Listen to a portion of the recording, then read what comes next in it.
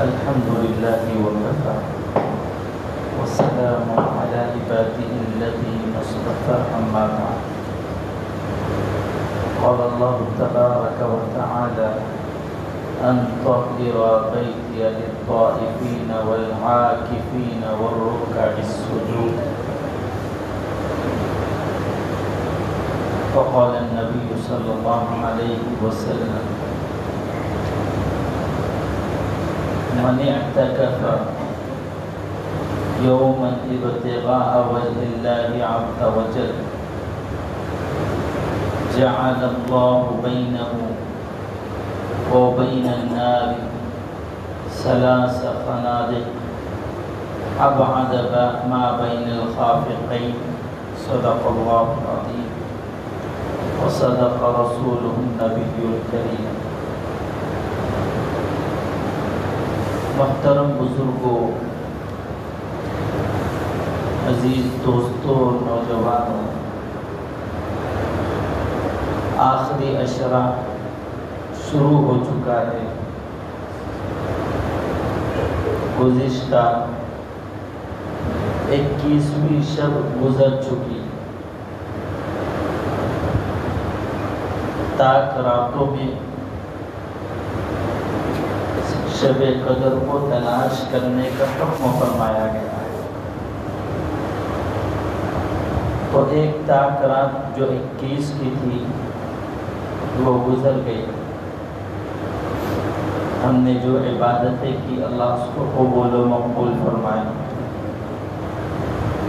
آئندہ جو 4 راتیں 4 شب بچے ہیں ان کی ہمیں اللہ تعالیٰ قدر کرنے کی توفیق نصیب فرمائے اور شب قدر میں عبادت کرنا ہم کو نصیب ہو.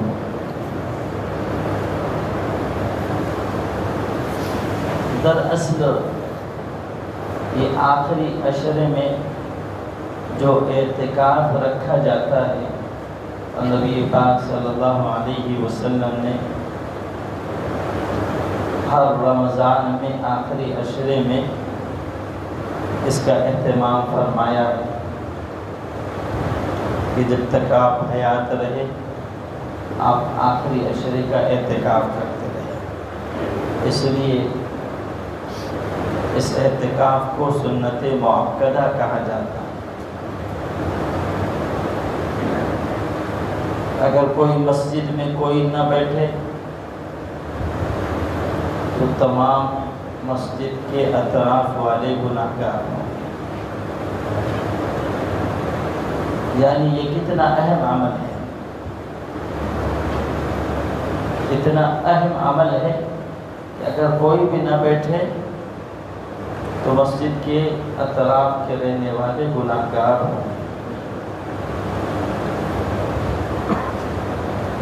اچھا، جن کو اللہ تعالیٰ نے اعتکاف کی توفیق نصیب فرمائی ہے وہ خوش نصیب ہے. اس لیے کہ یہ توفیق بھی اللہ ہی کی جانب سے ملی. ہم نے بہت مرتبہ دیکھا ہے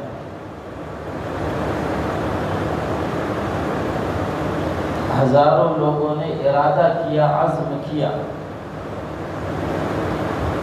کہ ہم اعتکاف میں بیٹھیں گے، لیکن حالات ایسے بنے کہ جو عزم اور ارادہ تھا وہ ٹوٹ گیا. اس لیے علماء فرماتے ہیں، اہل اللہ فرماتے ہیں کہ ہم نے اپنے رب کو پہچانا اپنے عزم اور ارادے کے ٹوٹنے کی بنیاد پر.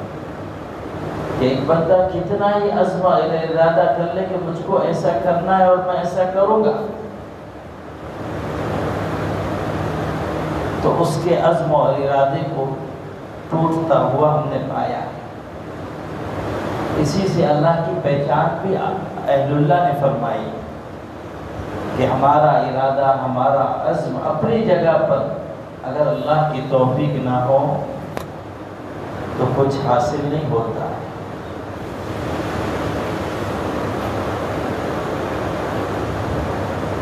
تو بہت سارے احباب نے عزم ارادہ کیا، لیکن کچھ ایسے احوال آ گئے، کوئی بیمار پڑ گیا، گھر میں کوئی کسی کو کوئی تکلیف ہو گئی، کوئی حالات آ گئے، وہ نہیں بیٹھ پایا، حالانکہ عزم اور ارادہ اس کا بھی تھا۔ تو بتلانے کا مقصود یہ ہے کہ جو اعتکاف میں بیٹھے ہیں وہ خوش نصیب ہے، اور اللہ ہی کی توفیق سے بیٹھے، اللہ ہی کے فضل اور کرم سے بیٹھے۔ اس کا فضل نہ ہوتا، اس کا کرم نہ ہوتا تو ہم بھی نہ بیٹھ پاتے۔ تو اس پر جتنا اللہ کا شکر ادا کرے اتنا کم ہے، اس لیے کہ اعتکاف کی کوئی معمولی چیز نہیں ہے، اس کی فضیلت بھی اس کی اپنی جگہ پر، اس کی اہمیت بھی اپنی جگہ پر، اس کے مقاصد بھی اپنی جگہ پر ہے۔ اس لیے کہ اعتکاف میں اگر یوں ہی بیٹھ گیا، نہ کوئی مقصد ذہن میں، نہ کوئی فضیلت ذہن میں، نہ کوئی اہمیت ذہن میں، تو پھر یہ ہے کہ آئے بیٹھے اور چلے گئے، کچھ حاصل نہیں ہوا۔ اس لیے اہل اللہ کا، اکابرین کا، علماء کا یہ طرز رہا ہے کہ وہ ہدایات معتکفین کے لیے فرمایا کرتے ہیں، اسی سنت کو ہم نے اور اسی طریقے کو اپنایا ہے، تاکہ جو بھی اعتکاف میں بیٹھے وہ خالی ہاتھ نہ جائے، وہ اپنی جھولی میں اللہ کی رحمت، اللہ کی برکتیں، اللہ کی عنایات لے کر جائے۔ سب سے پہلے ہم اعتکاف کی فضیلت کو سمجھتے ہیں۔ بعض مرتبہ خیال یہ آتا ہے کہ جب اعتکاف میں بیٹھ جائیں گے مسجد میں تو اب جو ہے بہت سارے نیک کام ہم نہیں کر سکتے۔ ایک ذہن میں بات آتی ہے کہ کچھ لوگ جو ہے اپنے مال کو تقسیم کرنا ہوتا ہے کہ غریبوں میں جا کر یہاں تقسیم کر رہے، وہاں تقسیم کر رہے، ایک بڑی خیر کا کام کر رہے، اب وہ نہیں کر پائے، یا اسی طریقے سے جنازے میں شریک نہیں ہو پائیں گے، یا اسی طریقے سے اور دوسری نیک اعمال وہ نہیں کر پائیں گے۔ جہاں تک مال کی تقسیم کا معاملہ ہے، اللہ تعالیٰ بعد میں بھی توفیق دیتے، اور دوسرے جنازے میں شریک ہونا، عیادت کرنا، جو اہم چیزیں ہیں جس پر اللہ نے بڑے بڑے ثواب رکھے ہیں، اللہ تعالیٰ نے فرمایا وَيَجْرِي لَهُ مِنَ الْحَسَنَاتِ كَعَامِلِ الْحَسَنَاتِ كُلِّهَا، کہ معتکف جو اعمال جنازے میں شرکت ہو یا عیادت کرنا ہو اس میں نہیں پہنچ سکتا، اعتکاف کی وجہ سے اللہ تعالیٰ بیٹھے بٹھائے اس کو پورا پورا اجر دیتے ہیں۔ اس نے ارادہ کیا اس کی عیادت کرنا تھی، اس نے ارادہ کیا اس کے جنازے میں شریک ہونا تھا، اس کے ساتھ جانا تھا، اس کو دفنانا تھا، اس پر پڑھنا تھا، اللہ تعالیٰ سب کا پورا پورا ثواب عنایت فرما۔ اور ایک حدیث میں فرمایا گیا کہ ایک دن کا اعتکاف جس نے اللہ کی رضا کے لیے، اللہ کی خوشی کے لیے کیا ہے، اللہ تعالیٰ اس کے اور جہنم کے درمیان 3 خندقیں کھود دیتے ہیں، 3 خندقوں کی دوری پیدا کر دیتے ہیں، اور فرمایا کہ ایک خندق کی مسافت اتنی ہے کہ آسمان و زمین سے زیادہ چوڑی۔ گویا کہ مقصود اور مطلوب یہ ہے کہ اعتکاف کرنے والا وہ جہنم سے دور ہو جاتا ہے اور جنت کے قریب ہو جاتا ہے۔ اور پھر فرمایا گیا کہ اعتکاف کرنے کی وجہ سے وہ بہت ساری برائیوں سے، بہت سارے گناہوں سے بچ جاتا ہے۔ لیکن یہ نہ ہو کہ جو باہر گناہ ہوتے تھے وہ تو بچ گیا، لیکن مسجد میں بیٹھے بیٹھے بھی گناہ کر رہا ہے۔ آپ بولیں گے کیسے گناہ کر رہا ہے؟ مسجد میں بیٹھ کے کیسے گناہ کرے گا؟ آدمی کو احساس ہی نہیں ہوتا کہ کون سے گناہ ہے اور کون سے گناہ نہیں ہے۔ حقیقت یہ ہے کہ عام دنوں میں صرف معتکف کے لیے نہیں، عام دنوں میں بھی مسجد میں دنیا کی بات کرنا، دنیا کی فضول باتیں کرنا، فضول تذکرے کرنا، اور فضول جب کرنے جاتا ہے اس میں غیبت بھی آ جاتی ہے، بہتان بھی آ جاتا ہے، اور جب بات نکلتی ہے تو کہاں سے کہاں پہنچ جاتی ہے۔ تو اس سے تو کس کو انکار نہیں ہے کہ بات اگر غیبت کی جا رہی ہے، فضول باتیں کی جا رہی ہے تو وہ بھی گناہ اور منع ہے، لیکن اس کا احساس نہیں ہوتا۔ اس لیے نبی پاک صلی اللہ علیہ وسلم نے فرمایا ہے کہ اکثر لوگ اپنی زبان کی وجہ سے جہنم میں جائیں گے۔ غیبت تو حرام ہے ہی، بہتان لگانا تو حرام ہے ہی، لیکن مسجد میں اگر یہ عمل ہو تو اس کی اور زیادہ سختی ہے۔ اس لیے فرمایا کہ معتکف جو ہے وہ مسجد میں اگر بیٹھ رہا ہے تو وہ گناہوں سے تو محفوظ ہو جاتا ہے، لیکن اس کے لیے وہ گناہ جو یہاں بھی ہو سکتے ہیں اس سے بھی اعتراض کرنا ہے، اس سے بھی بچنے کی کوشش کرنا ہے۔ تو یہ تو مختصر سی فضیلت ہو گئی تھی۔ ہمیں مقصد کو سمجھنا ہے، اعتکاف کا مقصد کیا ہے، ہم کیوں اعتکاف کے لیے بیٹھے؟ جب تک مقصد اور مطلوب ذہن میں نہیں ہوگا تب تک فائدہ پورا حاصل نہیں ہونے والا۔ حافظ ابن قیم رحمۃ اللہ علیہ فرماتے تھے کہ اعتکاف کرنے والا ایسا ہے جیسا کہ وہ اللہ کے در پر، اللہ کی چوکھٹ پر بیٹھ گیا ہے کہ اس وقت تک نہیں ہٹے گا جب تک کہ مغفرت اور اللہ کی بخشش نہ مل جائے، اللہ کی طرف سے بشارت نہ مل جائے۔ تو سیدھی سی بات ہے، جو بھی اعتکاف کی نیت کیا ہے وہ اس مقصد کو ذہن میں رکھے کہ اب میں اللہ کے در پر آ چکا ہوں، اللہ کی چوکھٹ پر آ چکا ہوں، اب اپنے اللہ کو راضی کر کے ہی اٹھنا ہے، اللہ کو خوش کر کے ہی اٹھنا ہے، اپنے گناہوں کی مغفرت کروا کر ہی اٹھنا ہے، اپنے مسائل کو حل کروا کے ہی اٹھنا ہے۔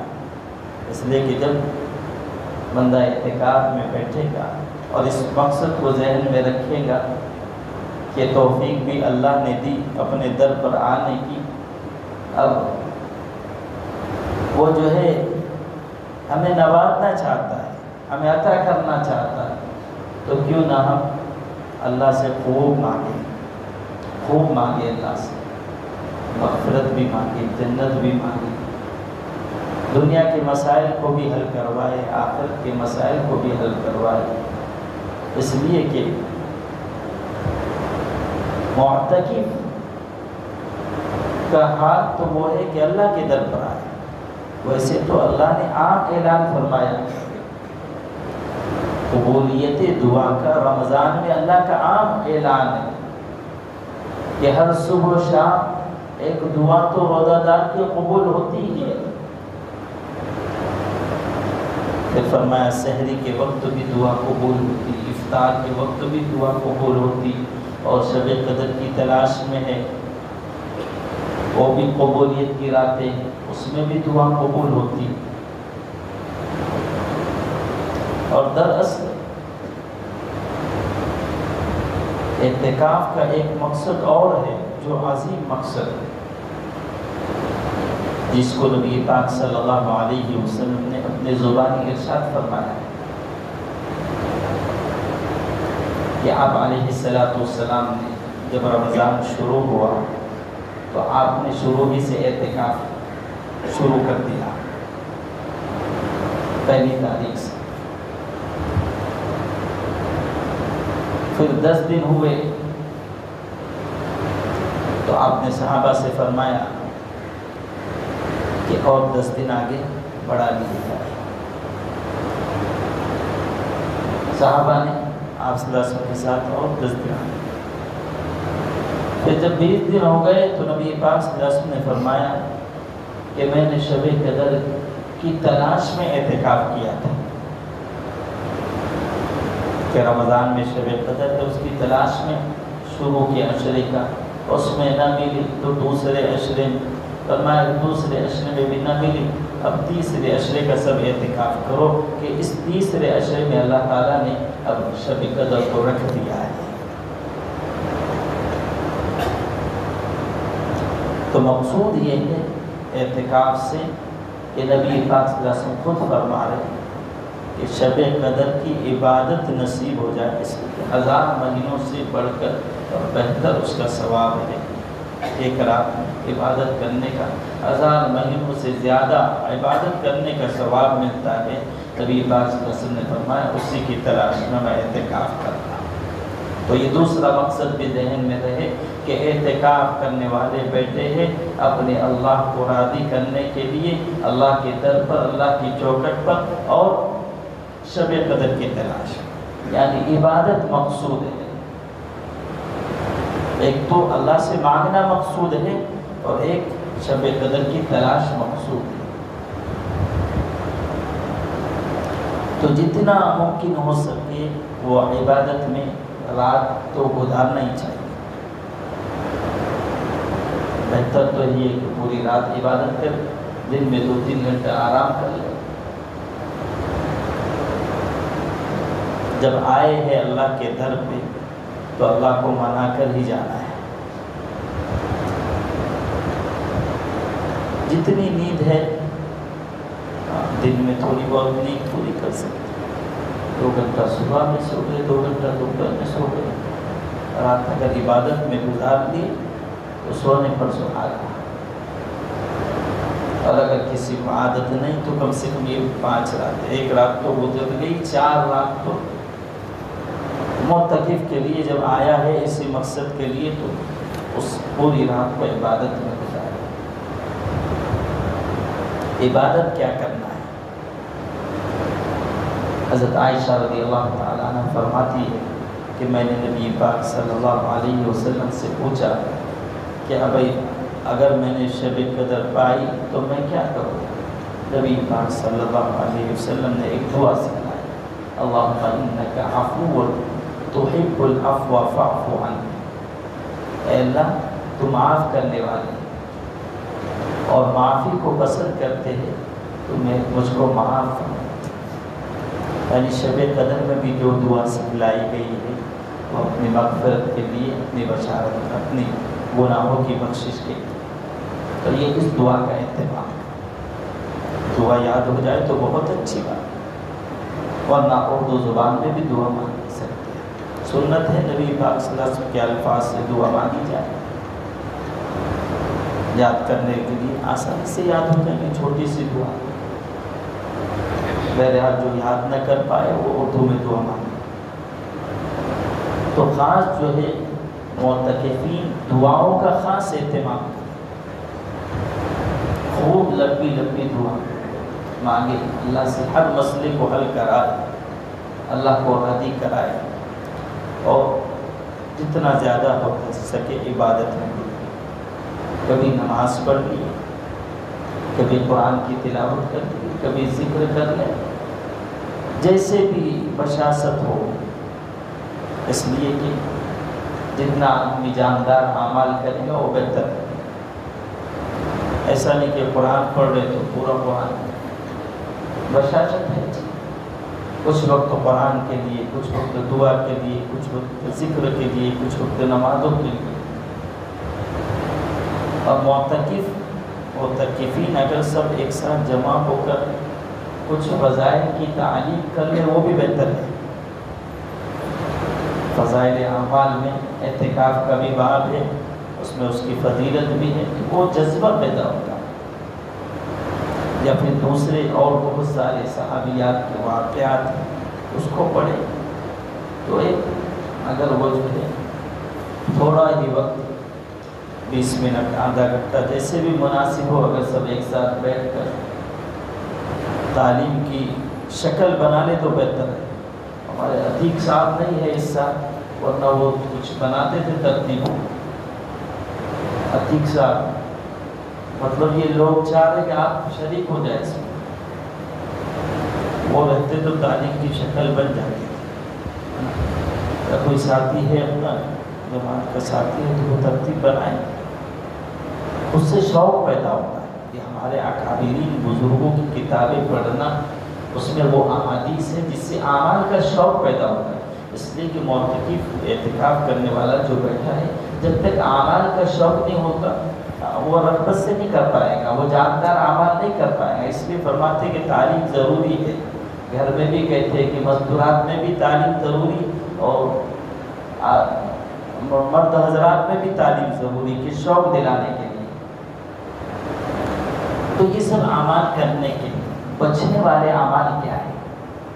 سب سے پہلی چیز تو باتیں جو فضول باتیں، اس سے خوب بچا جائے۔ دوسرا اس میں خاص چیز یہ ہوتی ہے کہ موبائل اگر ہاتھ میں آ گیا تو پھر وقت نہیں سمجھتا ہے، کبھی بات چل رہی ہے یا کبھی کچھ دیکھنا ہے، کبھی بیان دیکھ رہے ہیں۔ اچھا کام ہے لیکن شیطان ایسے ہی ورگلاتا ہے،